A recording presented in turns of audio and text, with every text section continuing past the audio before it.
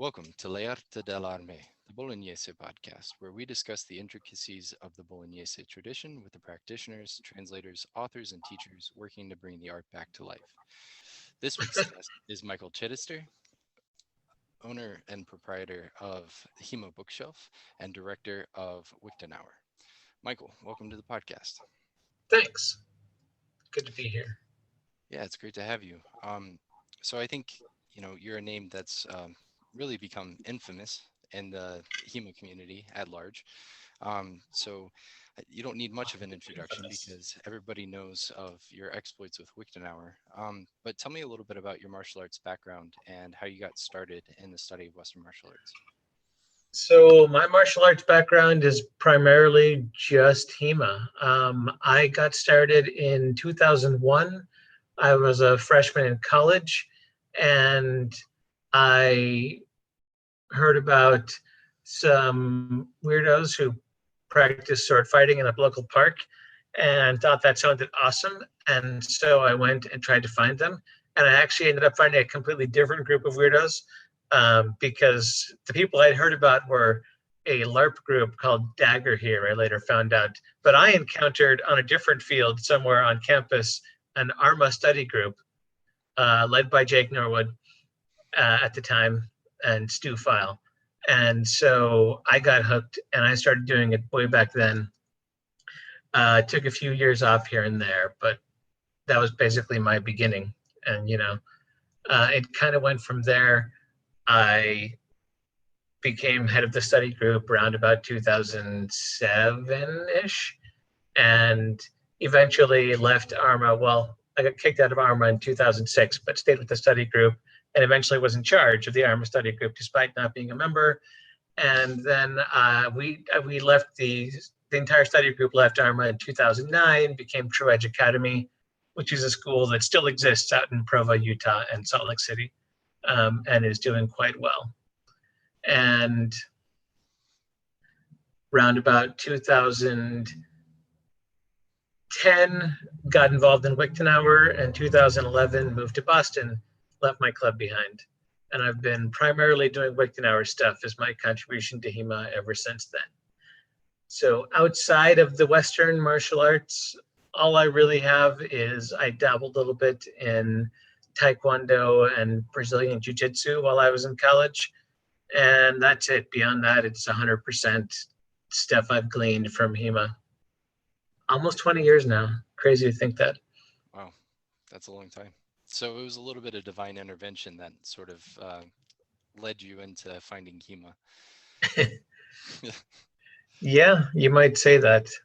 So, yeah, I mean, for whatever HEMA was back then, we were using wasters, and we had 3 fencing masks for a club that had as many as 20 or 30 people sometimes. And yeah, it was a very different beast, but I've watched it evolve since then. Yeah, and that's one thing I think that you have an interesting perspective on, and I think is really interesting, and something I definitely want to get into as we get into the podcast, is, because you have so much experience watching HEMA evolve.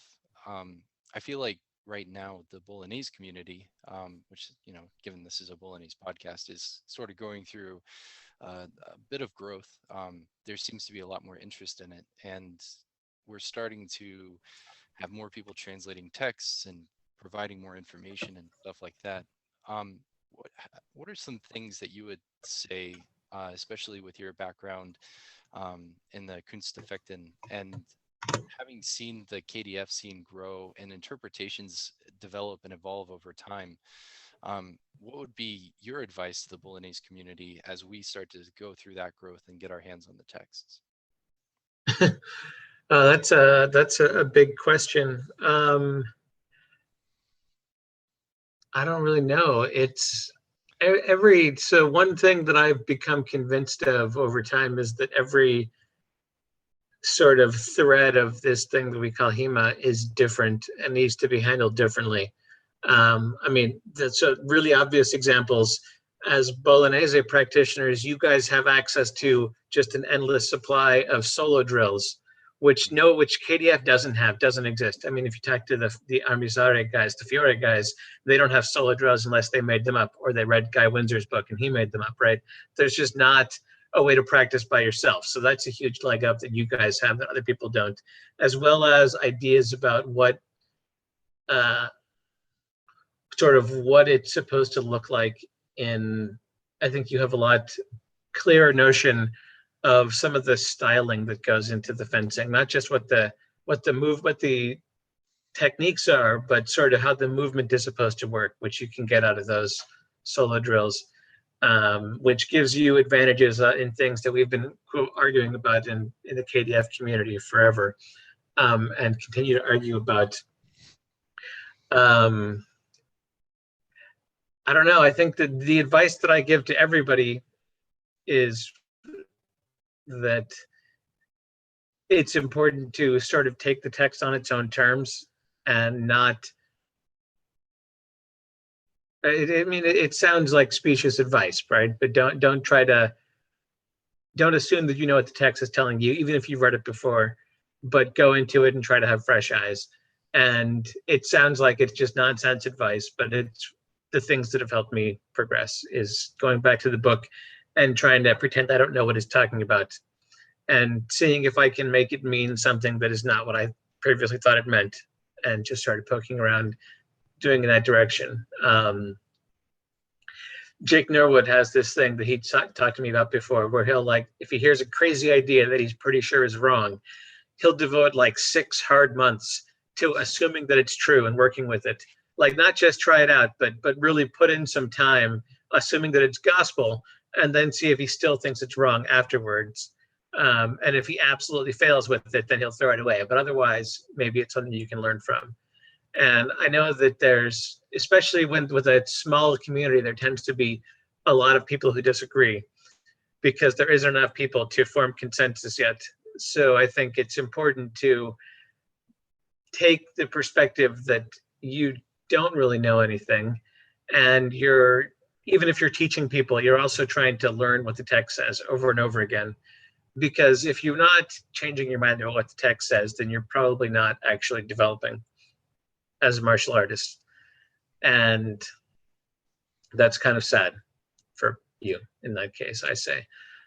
So maybe not the easiest to apply advice in the world, but that's sort of the way that I approach manual interpretation is go back. I mean, the other thing you can do is try and take the text apart and put it back together again. And that's lots of fun. And I've done that a lot for the Lichtenauer inspired texts and maybe less for Fiore and some other stuff I've looked at. But break it apart and see how it works. Some people like to cut the text into pieces and put it on flashcards and move them around and see if you can explore connections that way. I'm more digital. I do everything on the computer. I don't need to have like a pin board with red thread and everything connecting things together. But some people find that really, really helpful. Yeah. I think Jess Finley is currently literally building one of those, partly just for fun, for kicks and giggles, and partly because it's useful.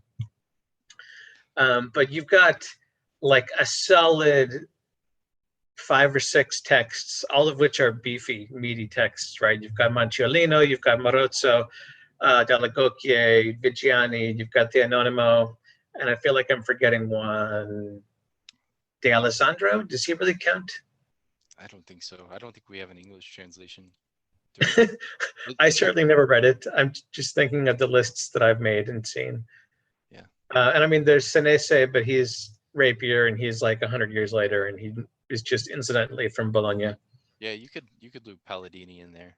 He has some. Oh yeah, Palladini might. Yeah. I also haven't read Palladini, even though I own the book, but there's so many books that I haven't read yet. Yeah, I agree. Me too. Every time, my bookshelf has just as many KDF books as it has of anything in the Italian traditions, and it's always my goal to get back and read everything that I can. But see, so I mean, I think that was a great answer. and incredibly insightful, especially since I surprised you with that question off the cuff. So, but I definitely appreciate it because But yes, so what I was going to finish saying then is like each one of those texts has a different approach to presenting the material, right? And I'm really going to speak off the cuff here because I don't really know the material that well because I'm not a Bolognese guy and I never have been. But right, Vigiani is really tightly focused on single sword, mhm. the exclusion of other things, if I recall correctly. Whereas people like Marozzo and Manciolino are just go crazy with lots of different weapons and weapon forms. And I think that trying to piece together how those fit into a big picture is valuable work, and it's how most people tend to approach it, or at least wish they could approach it. I'm pretty sure is trying to understand what the Bolognese tradition is. But there's also a really important piece, which is really drill down and find out what each particular master is teaching that's different from everybody else. Will be just as educational.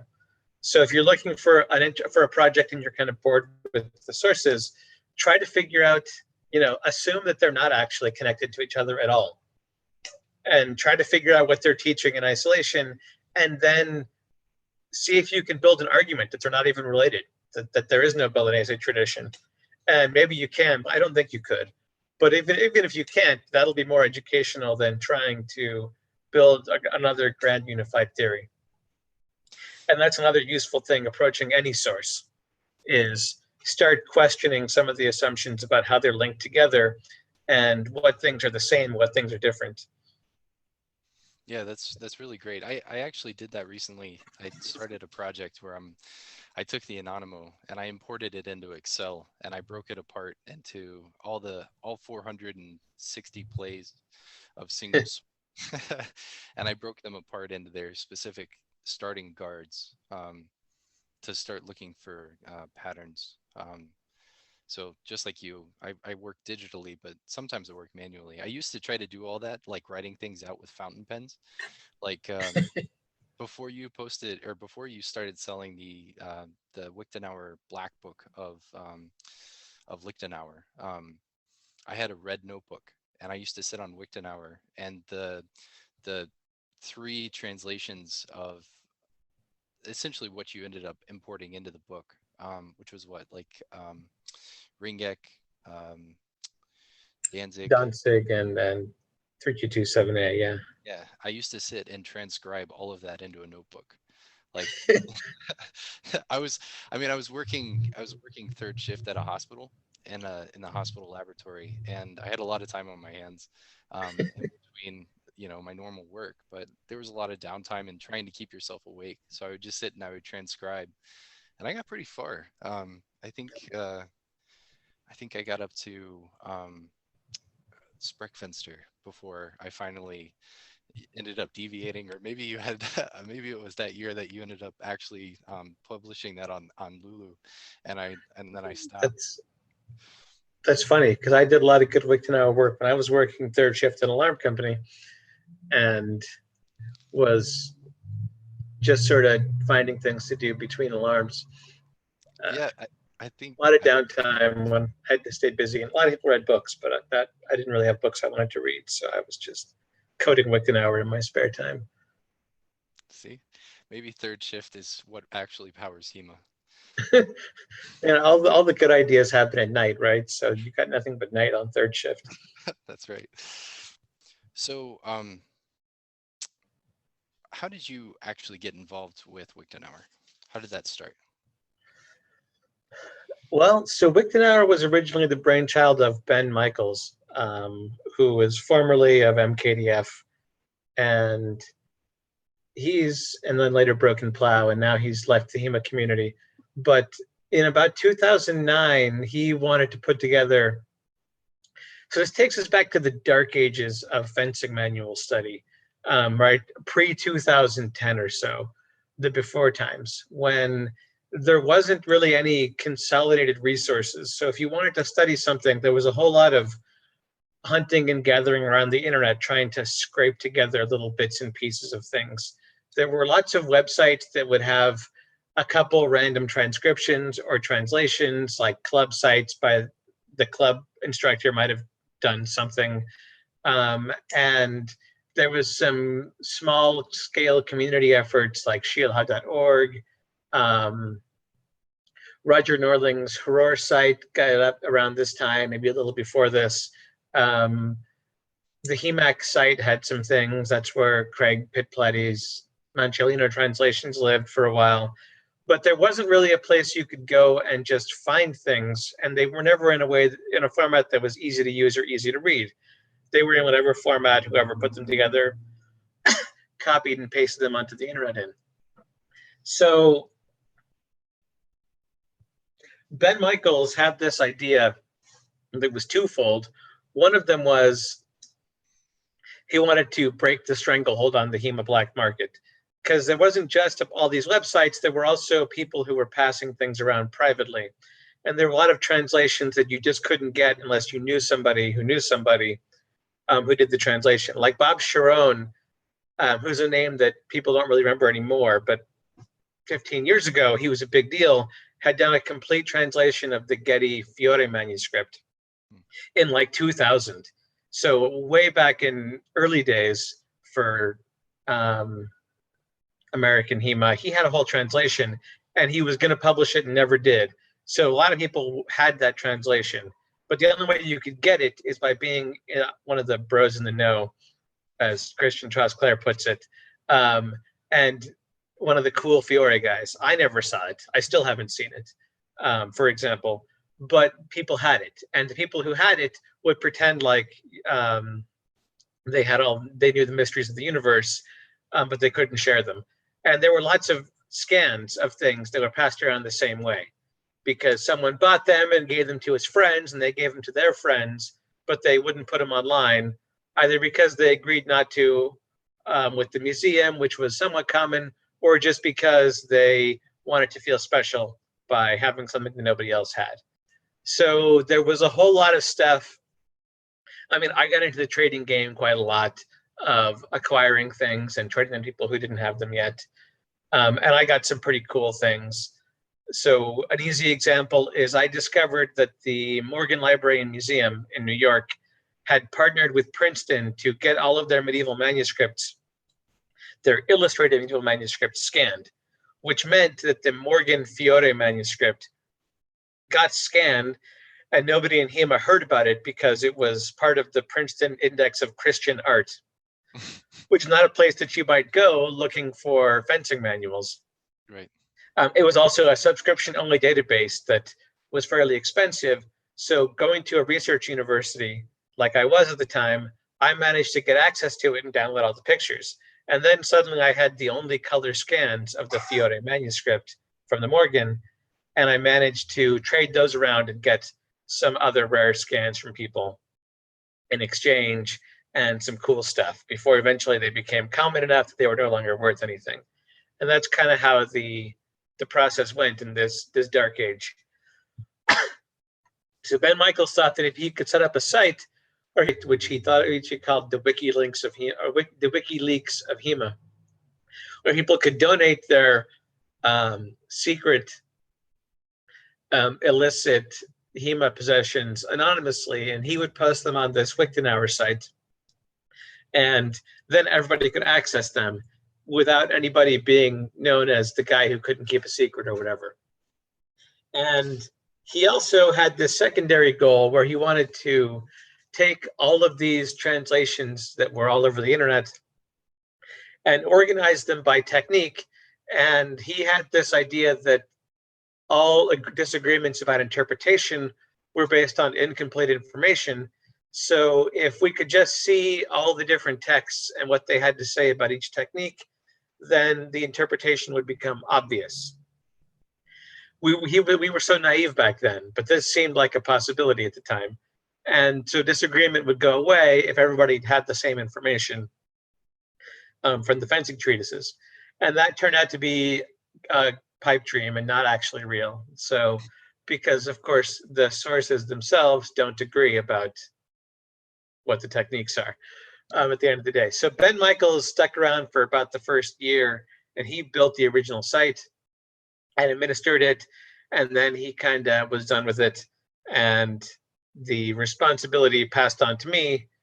So he launched this site by emailing about 12 people who Jake Norwood recommended as being involved in manual study, and I was on the list. And I was the only person who volunteered work in actually helping to build it. Whereas other guys, I mean, guys like Dio Kagadorn, for example, who's done tons of work, and he's like, yeah, you can use my work, but I don't have time to help with this beyond that. So take whatever you need, and good, best of luck to you. And that was sort of most people's response, which I totally understand. I mean, that's what I say these days when someone asks if they can use stuff from Wiktenauer for whatever project they want to do. Like, yeah, that sounds cool, but also I'm so busy, so I can't help you beyond what's already online.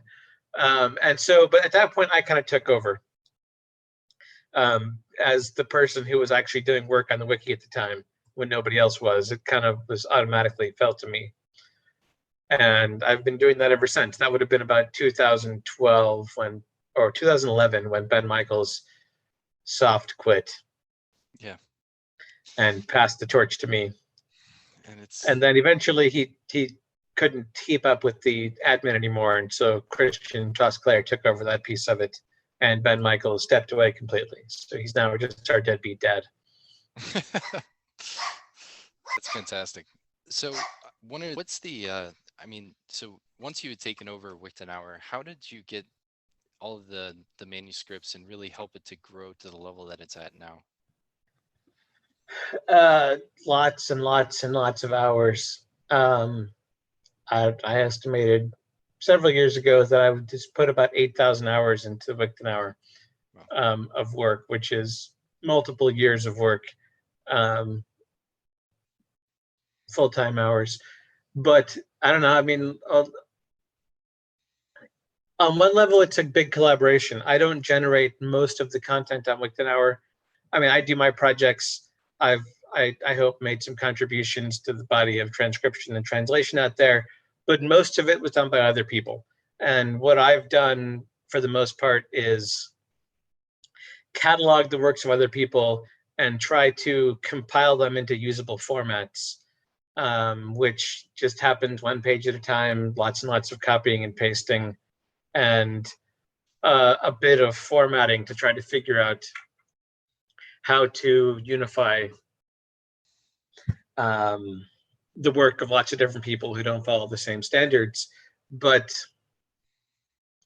there's an extent to which it just comes down to being willing to spend 15, 20 hours a week, treat it like it's a part-time job, and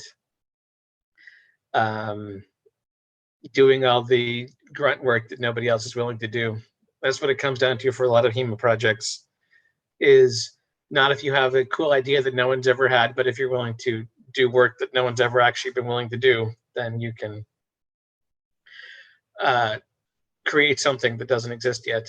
At least that's been my experience. So a lot of it, the hard part isn't so much the grunt work as getting people to contribute resources. I mean, there's a lot of talking to museums and libraries, commissioning scans, making things accessible that way, trying to get people in HEMA who don't like each other to contribute to the same project. Well, it is less of a problem now than it used to be. A lot of Wiktenauer has ended up being, a coalition of people who hate each other, but as long as I'm there to act as intermediary, then things can still happen. So I don't know. I mean, it's a really big project, but the bits and pieces of it tend to be fairly simple, of just getting things onto web pages, figuring out how they relate to each other, and endless copy pasta. Yeah. So for those who have specialized skills that are interested in contributing in Wiktenauer, how can they get involved? So there's a lot of individual tasks that people can take on. I mean, a big one is transcription and translation. That's sort of the fuel that drives Wiktenauer. So if you have those skills, I mean, transcription is not hard to learn. Translation does require a bit of language skills. So you might want to spend some time on Duolingo before you take some of that on. But a lot of the contributions to Wiktenauer doesn't actually require you to interact with the system at all. People just send me resources and ask me to put them online, and I take care of it. So if you are interested in working with transcription, which is the copying of the text off a page and putting it into an electronic format where we can read it. So basically, you look at the page and you write down the words. Is the most basic form. That's or if you want to work on translations, which everyone knows what that means, then I'm happy to take those resources and put them on. If you want to help with the system itself, it doesn't require a lot of experience with anything technical. It does require a bit of practice to learn how some of the formatting works, but I'm happy to walk people through that process. The big thing that takes the most time at the moment is reformatting all of the transcriptions, which is a process that I started a couple of years ago. We got this new tool which allows us to take scans of a book or a manuscript and actually put the transcription, attach the transcription to the scans so they appear on the same page. But that means that we have to go back and redo literally every page on Wiktenauer, taking the transcription and attaching it to these individual book scans, which is a slow, tedious process. And it's taken me years to get most of the way through it.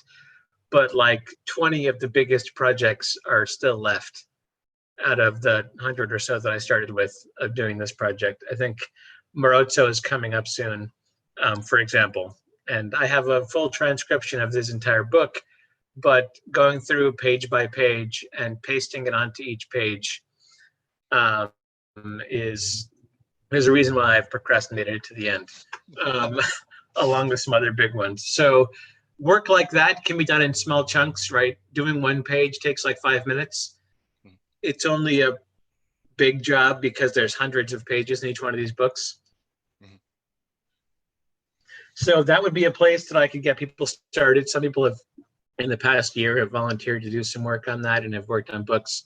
In a lot of cases, the transcription is already done. So literally all you're doing is looking at the page, taking the text out of a PDF, putting it into the page and applying formatting to it so that we can then, the advantage of this is we can take it and we can do what's called transclusion. We can make the text appear on different pages so that anytime this source transcription is edited, all the pages that show it are automatically updated. Plus, when you're looking at like the Marozzo page, you can click on a link if you're not sure the transcription is right, and it'll pop up what the actual book page shows you, and you can check the transcription. So it makes it a more useful tool. It just takes so long to set up. And there's a lot of jobs like that are just copy paste jobs that I would love help with, because it'll take me quite a while to get it done myself. Like I'm hoping to wrap this up by the end of the year, and maybe not on track for it at the moment. So yeah, but there are probably other jobs as well. Like really anything that you're interested in related to fencing treatises and so on, there's probably work that I can find for you that's related to it. In some cases, we've had people actually going to museums and looking at books and so on to get information on what the physical books look like. And that's another project that we've worked on, trying to find all the copies of these early books and note like what I would love to find. And we've started doing this for Joachim Meyer and for a couple of the other 16th century German texts, but getting people to go to find all the copies of each of these, especially the 16th century books, in this time period when people were still in the habit of writing notes in their books. and actually finding annotated copies. Like if we could find a copy of Marozzo that actually had notes by a fencer in it, that would be groundbreaking, huge. Yeah. And I mean, there's tons of books in the world from the 16th century that people have made notes in, but finding fencing manuals with notes, I've only found a couple, and not any one that people are super interested in. It's the really obscure masters that no one cares about. But finding like a Marozzo, a Meyer, a Manciolino, although Manciolino is tiny and probably couldn't fit a lot of notes in it. Yeah. Manciolino would fit in your back pocket. It's a really small book, but Marozzo is good sized.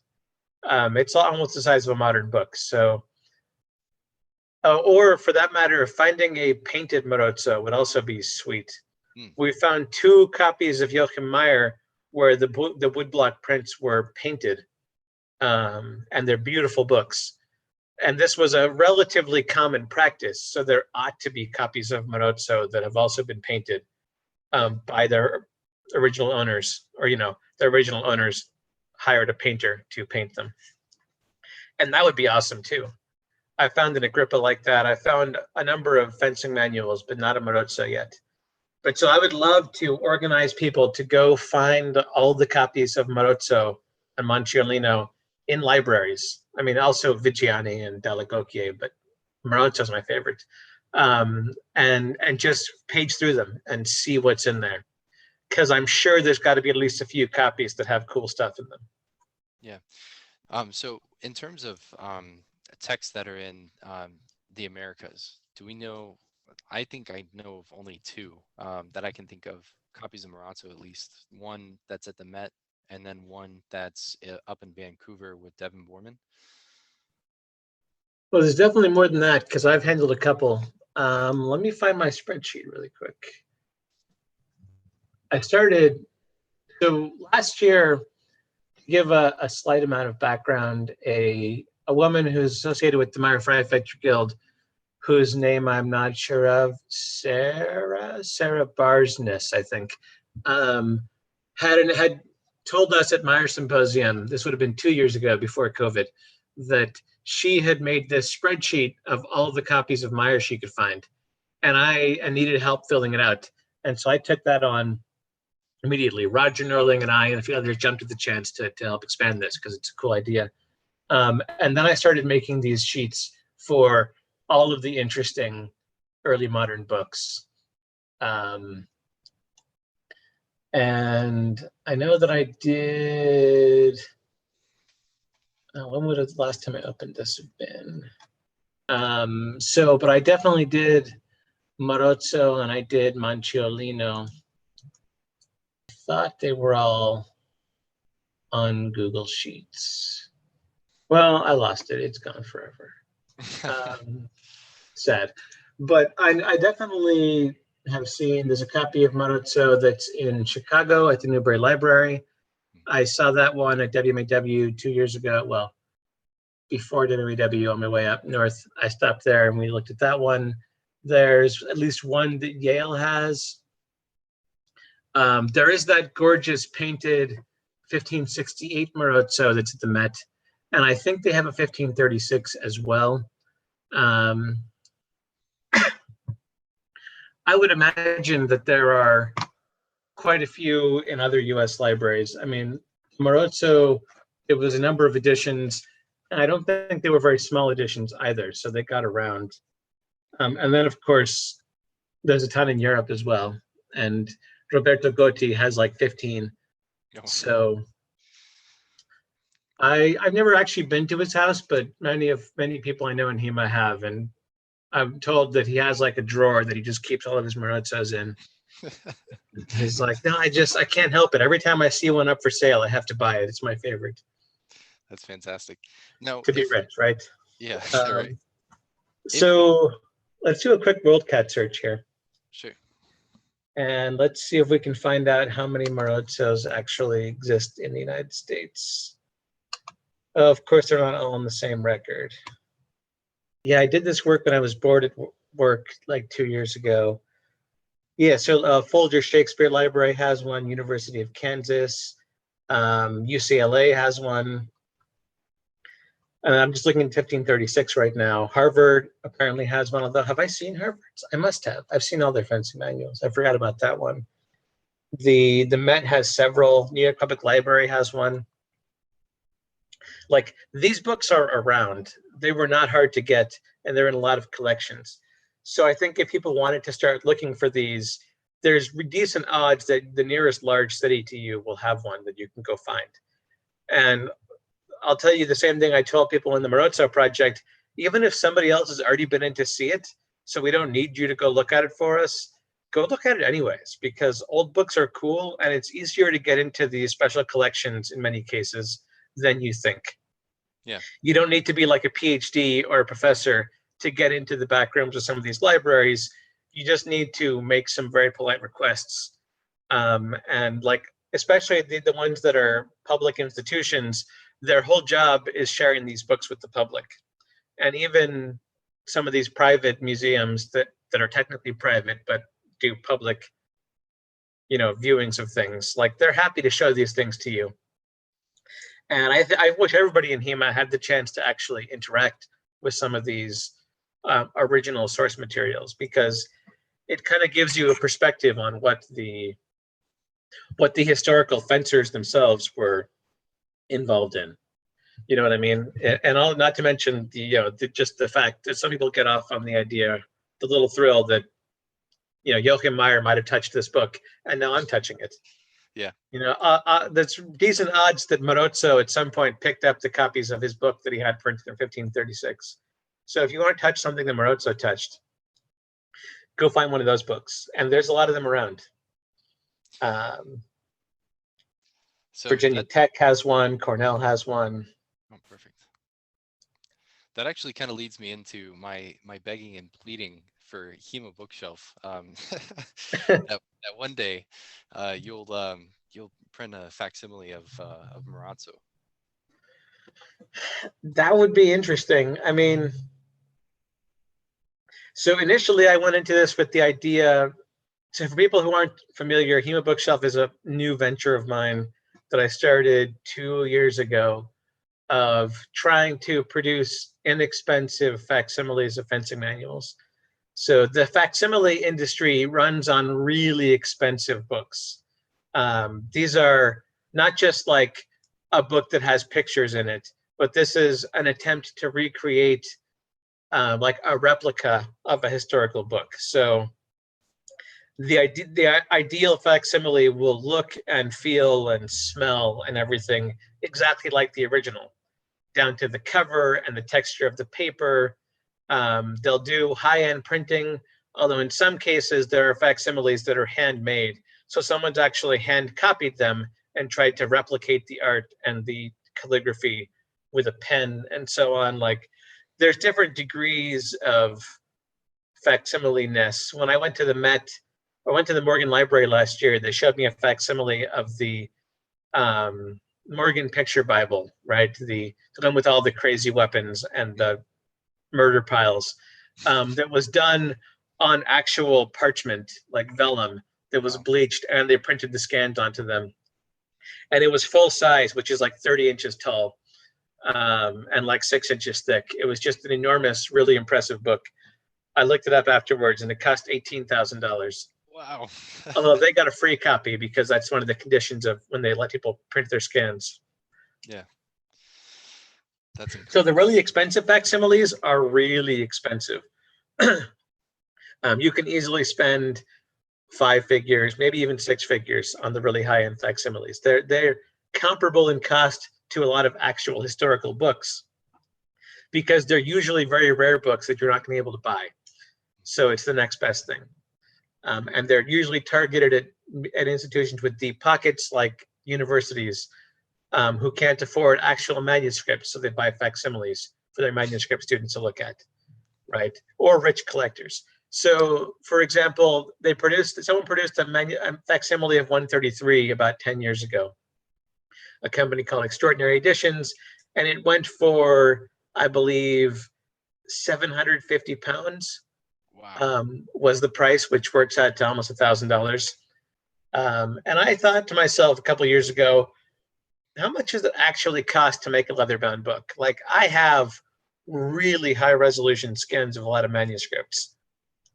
I can make a really nice print, but how much would it cost to make like a sort of low-end facsimile where it's not a perfect replica, but it's a reasonably decent replica?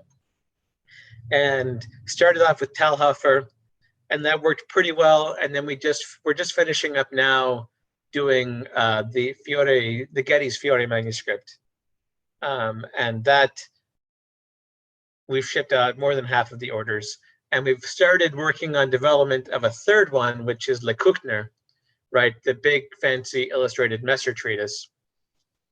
And at this point, I've gone back on my intention to focus on manuscripts, because the next one I announced is going to be Joachim Meyer. And in this case, we're not just going to do a copy of a random copy of Meyer. We're going to focus on the painted version that's in the Leipzig University Library. So it's a gorgeous full-color Meyer. And I'm also planning on swapping out some pages to bring in some pages from copies of Meyer that have been annotated by hand by early readers. So there'll also be some marginal notes and so on to try to create a copy of Meyer that's really a used book and not just a sort of pristine anything, but give you an idea of what a copy of Meyer is really like. And so there's like 3 different annotated copies that I'm going to merge together to create this really lived-in Meyer. So I don't know, if we can go out and find some really interesting Marozzo copies that aren't just sort of vanilla, pristine, never been opened up before copies, but find some that have actually been used, and ideally used by fencers, then I might get interested.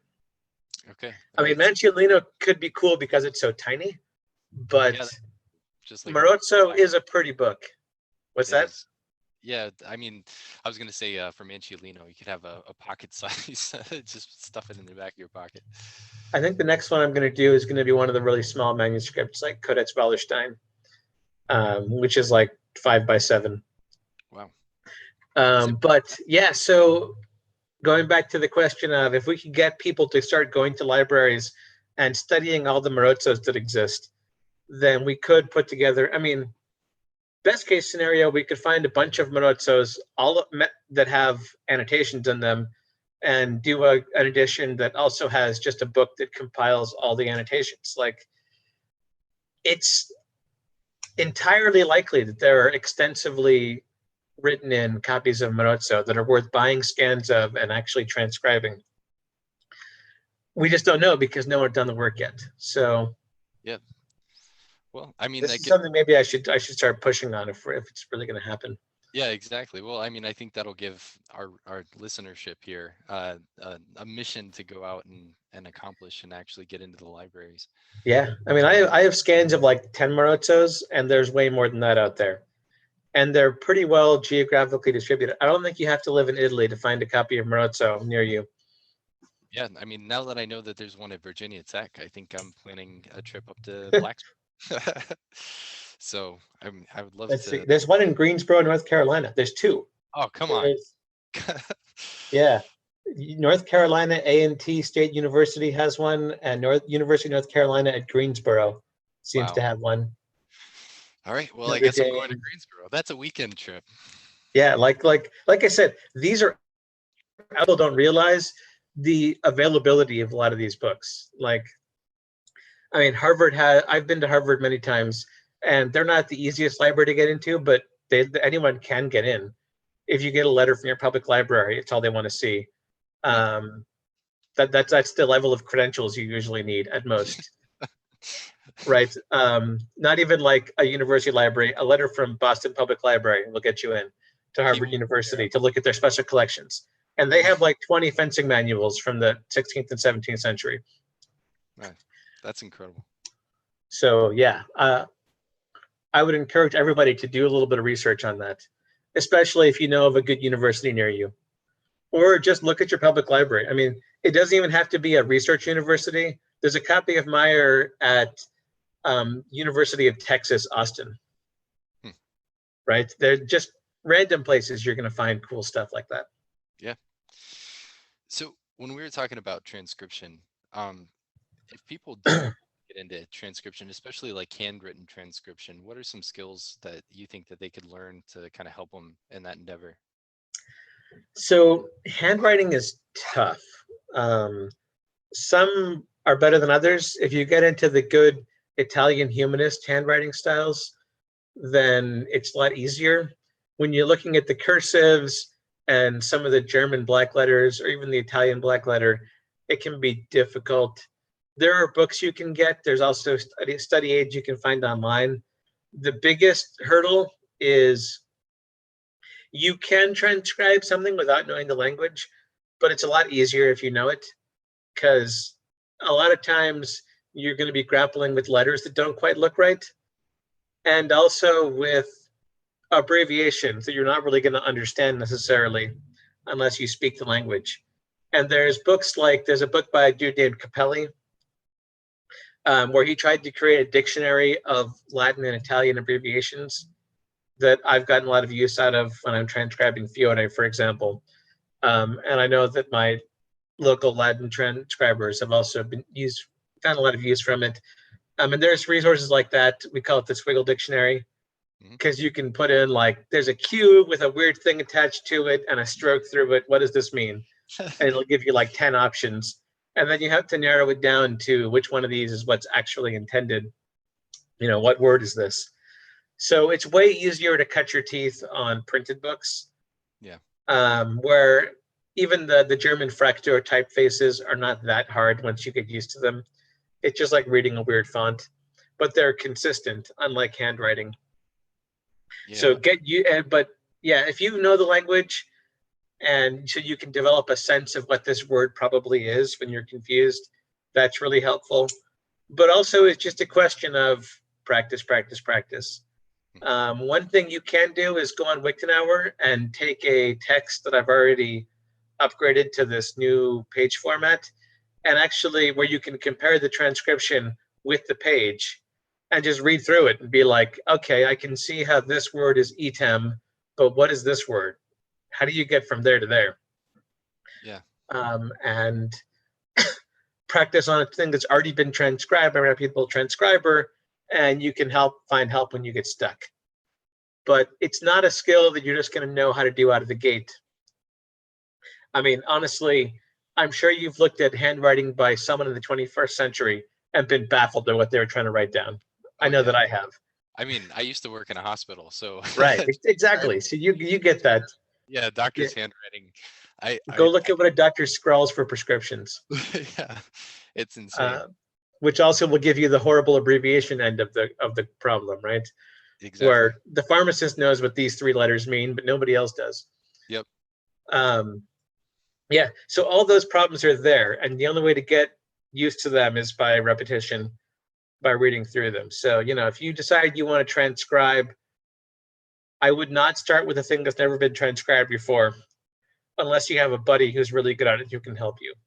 Yeah. I would start by looking at a text that you're familiar with, that you already like, and working through the transcription that already exists. And once you've done that for, a few dozen pages, maybe you'll be ready to try one that's completely untouched. But for your listeners who are interested in the Bolognese stuff, I don't think there's anything that's untranscribed at the moment, manuscript wise, because there's really just, well, I mean, I guess the Vigiani manuscript hasn't been transcribed, but it's basically the same as the book.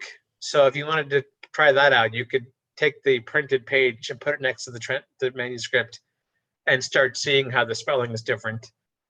But I've never actually seen the Anonimo manuscript. I don't have scans of that one, so I don't know how hard that one would be. Vigiani is pretty, and it's probably pretty easy.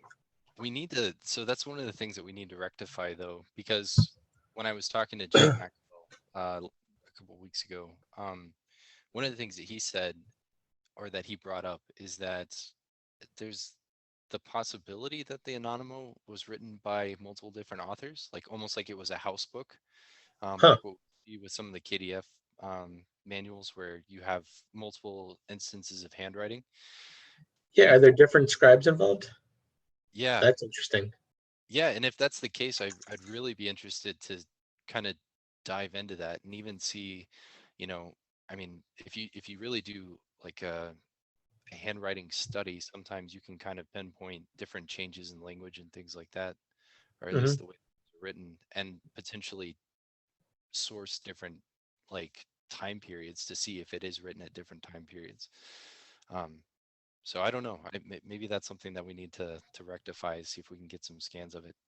He also said that it's surrounded by like all these like marble columns with like this gold filigree and like all these little gold angels all around it, which just makes it sound fantastic. Cool. Yeah, yeah. I would like to get scans of that one. It's hard. I've had a lot of trouble getting scans out of Italian institutions, unfortunately. The Anonimo is in Ravenna. Where is it right now? Oh man. Yeah, But I think that's where it was discovered. I can't a, remember the a lot of city. these libraries are reticent to scan things in Italy for some reason, which this seems to vary a lot by country. Like German museums are happy to scan whatever you want, but the Italians I've struck out several times, but I haven't ever tried for the Anonimo, Well, maybe this is the time with COVID. Maybe they'll be a little bit more forgiving. or they'll just be closed indefinitely. It looks like it's in the National Library at Rome, actually. Okay. So yeah, maybe. Yeah, I don't know. I mean, I haven't even been able to get the transcription of the Anonimo, to be honest, because Il Cerchio doesn't want to ship to the U.S. anymore. So when I tried to get a copy of it a couple of years ago, because it's been transcribed forever, I couldn't even find someone who would export it to me, which is annoying. Yeah, it is. So yeah, there's definitely more work to be done on the Italian side of that, even though we have this great translation now by what's his name, Stephen Steve. Fregus. Yeah, we. I would love to get a handle on what the Italian end of it is like, Yeah, for sure. and I just don't know. Yeah, that it would be good because I think even we have what like a French translation, and then we have a couple of different transcriptions that have been floating about. Um, but it Is would be there a nice. digital transcription? I know that there's a book I which you can't get anymore. I Yeah, yeah. tried the Marco Ruboli and Luca Cesari published it a long time ago, yep, 2005. and it's completely sold out everywhere. It's gone. Hate it when that happens. I know. I I had an opportunity. I think I actually did purchase one, and it was in like the UK, Uh-huh. and then they sent me a letter like a month later, and we're like, "Oh, we're kidding. We don't actually have that in stock," which is pretty heartbreaking. Yeah, that I've been through that with several books. That's why you have to hoard everything all the time, so that just in case you ever need it. That's right. Just in case Meyer ever goes out of print again and they go up to like $370 a book. Yep, that's why I have two copies. Yeah, so like I know that you've also done a lot of research with things involving the actual practice of scribing. Have you ever come across any recipes? This is purely a question for me, but have you ever come across any historical recipes for inks? I know that I've seen these things around on the internet, but I don't. That's not quite what I'm interested in. So I've never actually made particular note of it. But I'm Gotcha. pretty sure those are fairly easy to find. There's a lot of them around, and a lot of them have been transcribed. And you can even find blog posts and videos of people who are trying to use the recipe and seeing what comes out of it. Mm, cool. I'll check it out. So yeah, that information is pretty easy to get, I think. But I've never tried to make my own ink. Maybe someday I'll get into calligraphy and give that a shot. Oh, it's a great skill. It's a lot of fun. I My wife was into it, and I wasn't. I was always kind of hesitant to get into it. I mean, I've always been very artistic and loved to draw, but she finally convinced me, and that's actually why I started transcribing all the KDF authors, and I love it. Ever since I started doing that, like now, that's all I do. Like if I have an opportunity to write between the computer or handwriting with calligraphy, I'll choose a fountain pen any day. It's a great skill. So, what are some interesting historical anecdotes that you've become aware of through your research or research that's been shared with you that relates to the Bolognese system?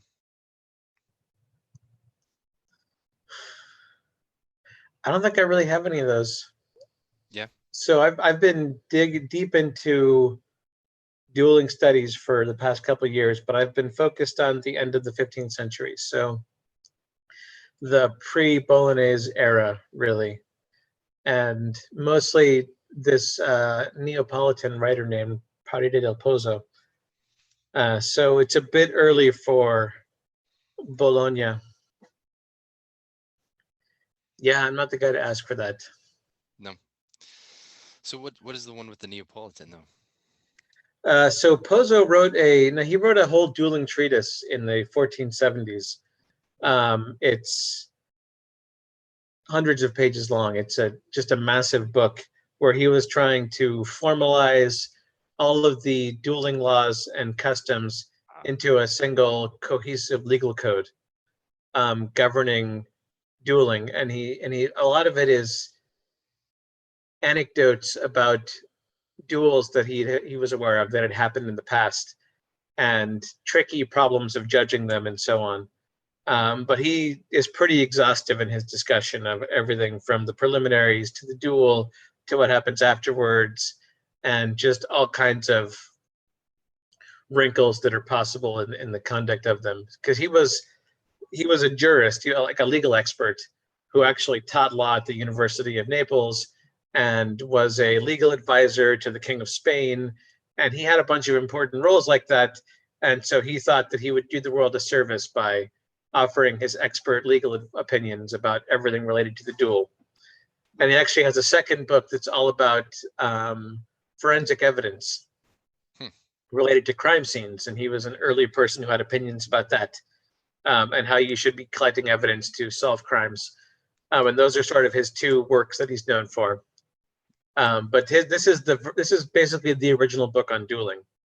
There had been earlier treatises by legal experts that get into really vague subject topics, and they're mostly about whether dueling is moral or not.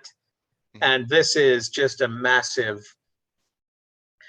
entry that really tries to dig into the procedural nature of dueling and the actual laws and customs and how duels work. And basically, everybody for the next 100 years who wrote about dueling was responding to Pozzo. And his book actually stayed in print until the 1540s. Wow. So that's how popular it was. For the next 70 years, they were still reprinting his book. And it Wow. was translated into multiple languages, Spanish and English even. Um, Although the English translation was never published. So I've been working on a transcription of this manuscript of the English translation. But yeah, so that's really interesting, but it's a little bit too early to be relevant to any of the notes of the Bolognese text that we have. Do you think it relates to Marazzo and his chapters on dueling at all, and his rules for dueling? I'm told, and I can't prove this yet, that Marozzo is actually excerpting Pozzo in Interesting. his chapters on dueling, that he's actually, it's either a summary or a verbatim excerpt. And I need to actually transcribe them both to see how similar they are. But it's definitely related to Pozzo. And that's who he chose to elucidate dueling. Yeah. Although he only has a snippet. Pozzo's book is really long. Yeah. I mean, Marazzo's pretty short. Well, it's not that short. Hmm. I was actually just looking at it today, but Yeah, it's just one piece of book five, yeah. whereas Pozzo is like 300 pages long. So what is something that you think we as practitioners can do to better reflect the sources in our fencing? And that can be for like a broad general question for the greater human community. That's a tough one. I mean, The question of what reflects sources is contentious by itself, right? Everyone has an opinion on what it means to be more or less historical, whether it's wearing historical clothing or trying to replicate historical mindset and historical violence, right? You can look at it from all different perspectives. I think so. So this will be biased by the things that I think are interesting and the things that I'm interested in studying right now. I think that the thing that we're missing most often in our study of HEMA is the piece about where it was used historically. So not just about historical fencing practices, although we need to learn more about that too, right? Historical fencing teaching, but questions about historical violence are something that a lot of us have a shallow understanding of based on the same couple of books, right? Everybody reads Lusty's book about 16th century Augsburg and assumes they know what violence is like. But I think that trying to really dig deep into not just generalities, but specific ideas about what, to me, it's a really big contribution is hearing some of the actual stories of violence. So you can look at statistics, you can look at generalities, but understanding where somebody actually had a sword and buckler out and what they were doing with it is something where the information is out there. So like I said, I've been looking at dueling research, right? So I can tell you lots and lots of strange things that happened when two guys put on armor and had their swords and their spears in a list and fight each other with these weapons. And going from there, hundreds of permutations of bizarre outcomes of this matchup. And I think that that really informs the way I look at some of the armored fencing teachings is this is the reality of this situation. How does it compare to what people were teaching about it? So not necessarily assuming that these historical fencing teachings were being used in any of these historical narratives, but I think we need a better basis of comparison for how relevant historical teachings were to these historical encounters. And then from there, we can take that and have it influence our training if we're interested in replicating history and not just having a good time sword fighting. And I'm not going to judge anybody who's out here just to swing blunt swords around, but I need something more out of my practice. I want to have at least a small amount of assurance that I'm doing what some fencing master sometime intended me to do. And I think a lot of people have that thought in the back of their head. Yeah. And one way to get there is by looking at what was happening in this time and place where these teachings were happening. What not just like what was crime like in Bologna, but also who were the people who were allowed to wear swords? How often were they getting into sword fights? Do we have first person accounts of some of those sword fights? Right. I mean, I know that there are famous people who were involved, like Giovanni della Pandanere, who were allegedly students of Bolognese masters. But like, what kind of fighting situations do they find themselves in? And are the teachings that we're practicing applicable to those situations? If so, how? If not, can we bridge that gap somehow? This training was preparing them in some way for those weird situations and try to focus on that and learn more about that, right? Because, Yeah. learning fencing doesn't necessarily teach you how to survive a knife fight, but it gives you some skills. And maybe those skills are what they were trying to practice with this Bolognese fencing. Or maybe they were literally doing plays from these books in street fights. I don't know, but I want to know. Yeah, yeah. No, I agree. I mean, and we do like, unfortunately, we could definitely use some better data points to really kind of understand. I mean, one of our best is the two sword duel with Ascanio, I believe is his name, right? The one that Pier Marco Terminello ended up sort of writing up about. Um, and that's incredibly fascinating. I mean, if you look at the paintings and the images that were created of that two sword duel, it actually looks like Marazzo's eighth play with two swords, right? And we Huh. know that he was Hitler was a student of Bologna, and his opponent in that duel was from the Florentine school. I believe that's mentioned in the record. And yeah, it looks like he's doing exactly like Marazzo's eighth play, which is really fascinating. Cool. Um, See, and I realized as I was talking about this that I might have got off track of what you were hoping my answer would be, since this is not something that everybody can just go out and do. This is something that we as a community can work towards yeah, no, no, and pool resources on. I completely agree. I mean, just thinking off the top of my head, I don't know how you feel about The Sword in the Centuries as a book by Alfred Hutton, I have because not read it, you so have I mean, it's a book about duels through the centuries. It's absolutely fantastic. You should get a copy. yeah, I mean, I'm aware of it. I haven't really read anything from the late So 19th century guys. yeah, so I don't know how reputable it is. I because he doesn't give any sort of sources as to where he found or how he compiled this information.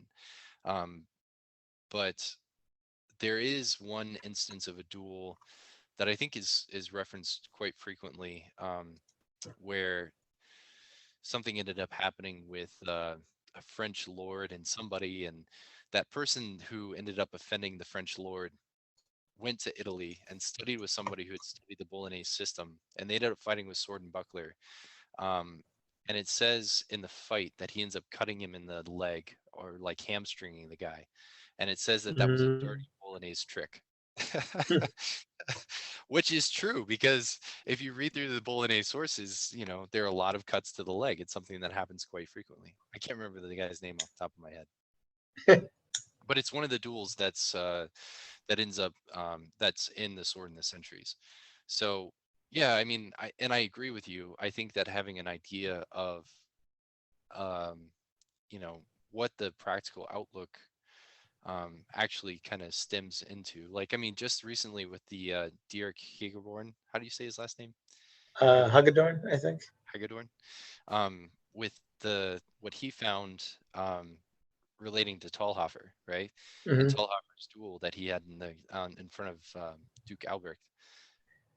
Yeah. And the Now fact that let me add an extra caveat, which is I don't think that we'll necessarily find that this is real deadly fighting that's being taught here. Like I don't think that we should go we go I think that going into this study with the idea that this was designed for murder is the wrong attitude. And mhm, what we need is more information and sort of the open mind to consider that there could be a number of reasons why people were studying these things, and they're all valid. And it might be that it was for self-defense, but it could be completely different. And in fact, it's likely that there were parts of it, at least, that were being taught for recreation or for other things like that.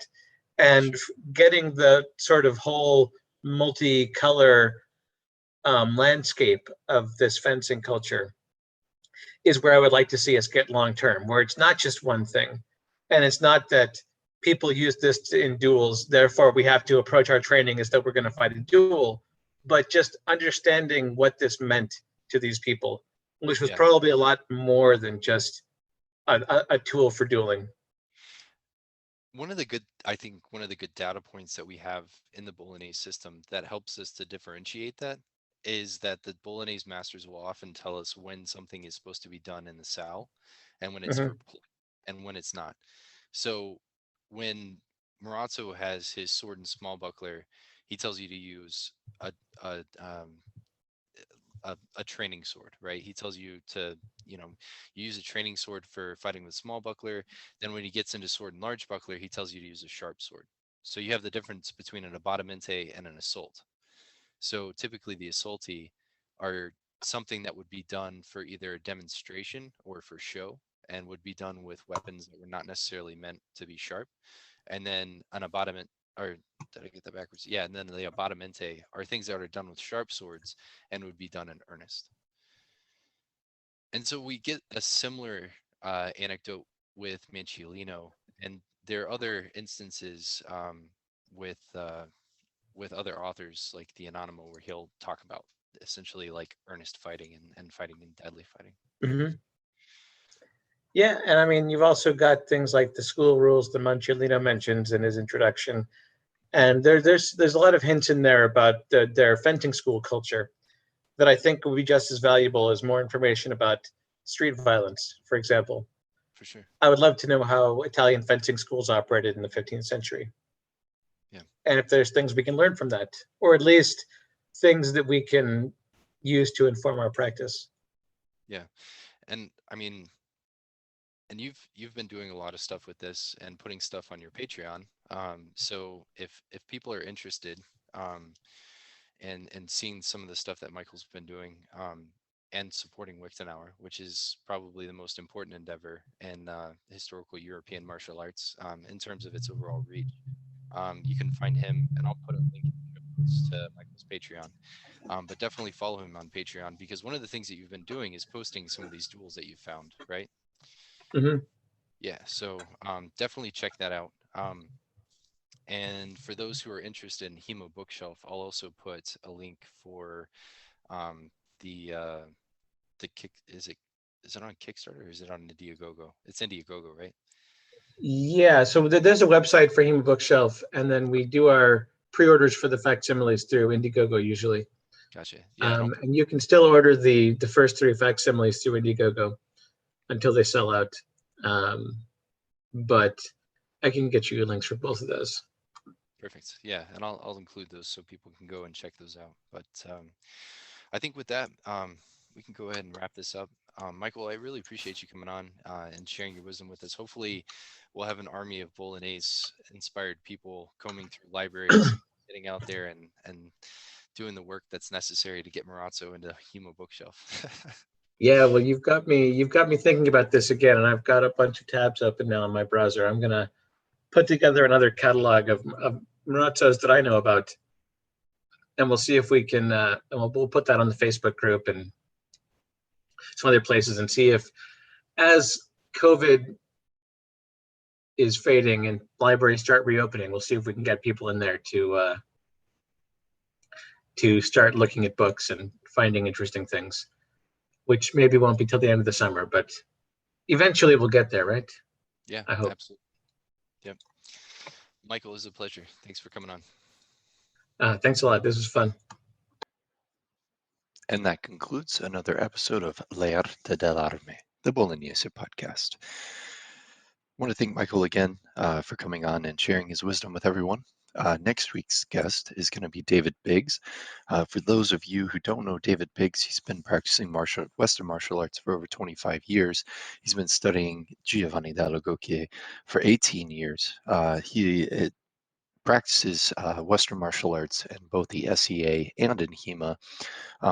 In the SEA, he's a member of the White Scarf in the Order of the Laurel, and he has won countless tournaments through his years in competition, from HEMA to Western martial arts and the SEA. So definitely tune in for that one. We're going to be talking about blade dynamics, stringere, and various aspects of fencing that sometimes are hard to glean from the Bolognese sources, but really seem like essential elements. Really looking forward to the conversation that we're going to have, because I believe that it's going to be incredibly beneficial in terms of just helping some people connect the dots in terms of how to approach these actions, and hopefully enrich their practice. So stay tuned for that and stay saucy, my friends.